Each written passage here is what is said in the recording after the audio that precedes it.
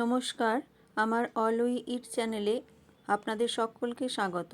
আশা করি সকলে ভালো আছেন। আজ আমি বানাবো দুধ পুলি। প্রথমে আমি নারকেলের পুরটা তৈরি করে নেব। তার জন্য আধ কাপ নারকেল কোড়া ও আধ কাপ চিনি গুঁড়ো প্যানে একসাথে দিয়ে মিডিয়াম টু লো আঁচে 5 থেকে 6 মিনিট নাড়াচাড়া করে নেব। একটু সোনালি রং ধরলে এর মধ্যে 1 কাপ দুধ দিয়ে দেব। তারপর আবারও নাড়াচাড়া করে নারকেল ও ক্ষীরের পাকটি তৈরি করে নেব। এখানে গ্যাসের ফ্লেম আমি মিডিয়াম টু লোতেই রেখেছি।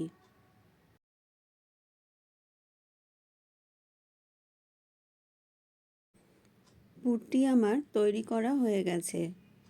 এবার একটি বড় বাটিতে 1 কাপ চালের গুঁড়ি নিয়ে নেব। 1/4 চামচ নুন দিয়ে ভালোভাবে মিশিয়ে নেব। অল্প অল্প করে গরম জল মিশিয়ে চালের গুঁড়িটি একটু নরম করে মেখে নেব।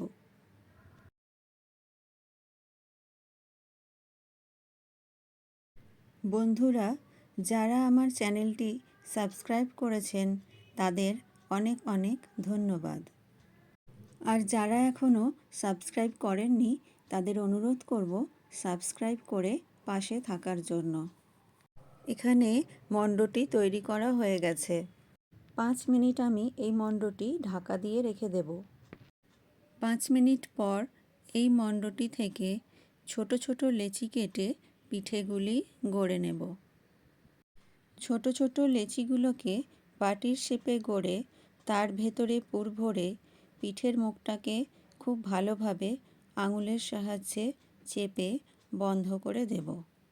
পিঠেগুলি গড়বার সময় মণ্ডটি ও যে পিঠেগুলি গড়ে রাখব সেগুলিকে চাপা দিয়ে রাখতে হবে।